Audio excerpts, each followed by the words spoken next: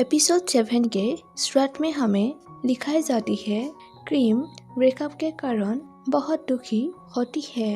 फिर दिखाई जाती है ऑफिस में सब लोग एक साथ केक डिजाइन देखते हैं। उतने में एक शेफ कॉल करते हैं जो केक कंपटीशन में ज्वाइन होने वाले थे। वो गार्डन में डर्ट होने के कारण कंपटीशन में ज्वाइन होने से मना कर देते हैं, जिसके कारण एचॉप्स केक कंपनी ड्रीम काफी प्रॉब्लम में पड़ जाते हैं। ये सोचकर कि अब शेफ कहाँ से लाया जाए, तभी जाम स्काई से कहता है कि भाई, क्या हम स्कूल में केक कंपटीशन में शामिल नहीं हुए थे? हम जीत गए क्योंकि तुम हमारे लीडर थे।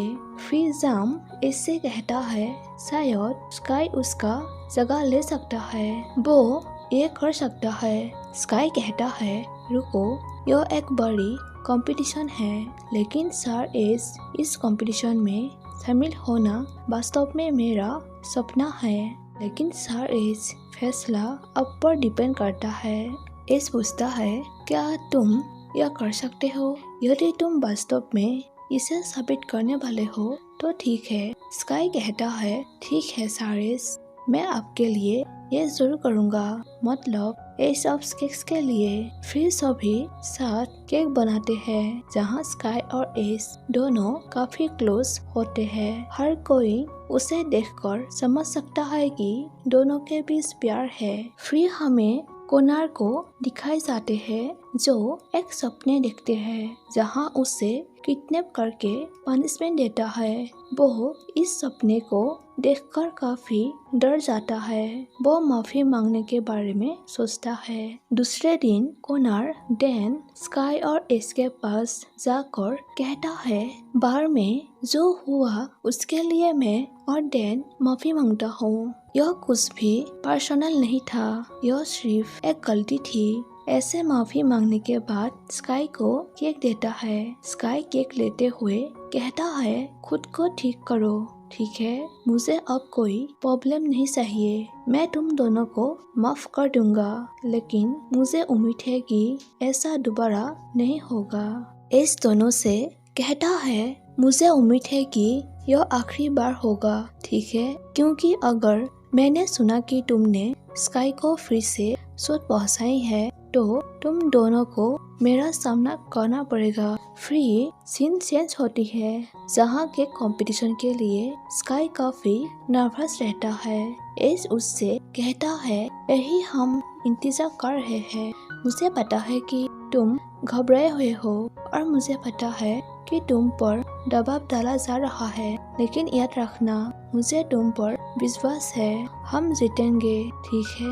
बस खुश रहो। स्काई कहता है यह तुम्हारे लिए कर रहा हूँ। एस कहता है यह तुम्हारा भी मदद करेगा। फिर एस बेंजी नाम के एक आदमी से मिलता है। बेंजी कहता है वैसे मैं अगले हफ्ते अपना बर्थडे मना रहा हूँ, तुम मेरे साथ क्लब में क्यों नहीं ज्वाइन होते?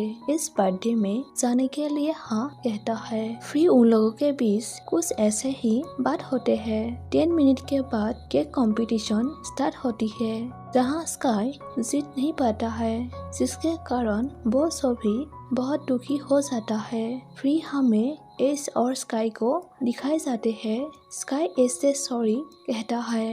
एस कहता है यह पहले ही हो चुका है, इम्पोर्टेंट यह है कि तुमने अपना बेस्ट किया है, अब और दुखी मत होना। ऐसे कहने के बाद दोनों एक दूसरे से गले लगाता है। उतने में वहाँ इसके डैड आता है। उसे देखने के बाद एस कहता है डैड, मुझे नहीं पता था कि तुम पहले ही वापस आ गए हो। डैड उन दोनों को ऐसे देखकर कहता है इसी वजह से हम हारे, तुम्हारा दिमाग कहीं और है, तुमने अपना काम ठीक से क्यों नहीं किया? एस कहता है ऐसा इसीलिए है क्योंकि हमारा शेफ इसे नहीं बना सका।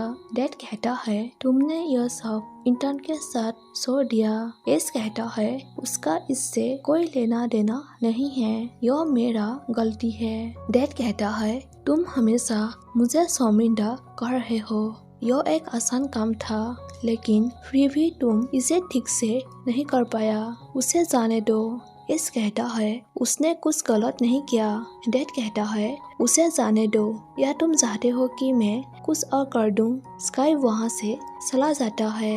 एस रोने लगते हैं। डैड कहता है तुम अपना लाइफ क्यों बर्बाद कर रहे हो? मैंने तुम्हें सब कुछ बता दिया, तुम्हें बस इसे स्टेप बाय स्टेप करना था, लेकिन तुमने नहीं किया। तुम हमेशा सही क्यों नहीं रहना चाहते? एस कहता है गलतियाँ करना क्या बुरा है? डैड कहता है जब से मैंने तुम्हें इस कंपनी में आने दिया है, तुमने सही चीजें कहाँ की है? तुमने मुझे शर्मिंदा किया है। क्या तुम्हें पता था? मुझे लगा कि सब ठीक है, लेकिन तुमने यह सब उस इंटर्न के पास छोड़ दिया। वो क्या जानता है? एस कहता है आपने मुझे जो कुछ बताया मैंने बस उसका पालन किया। मुझे वास्तव में क्या करना है? आप हार क्यों नहीं स्वीकार करते? डैड पूछता है तुम दोनों के बीच क्या चल रहा है? एस कहता है ऐसा कुछ भी नहीं। डैड कहता है इसका क्या मतलब है? तुमने कुछ समय पहले भी उसका प्रोटेक्ट की थी। एस कहता है उन्होंने वास्तव में कुछ भी गलत नहीं किया। डैड कहता है मैं कभी भी हमारी कंपनी में उस इंटर्न का सामना नहीं करना चाहता, ठीक है? इस बात को याद रखना। ऐसे बहुत सी बातें सुनाने के बाद डैड वहाँ से चला जाता है। एस रोने लगते हैं और खुद पर ही गुस्सा करता है। दूसरी तरफ स्काई भी बेड पर लेटकर खुद पर ही गुस्सा करता है। और यहीं पर एपिसोड 7 खत्म हो जाती है।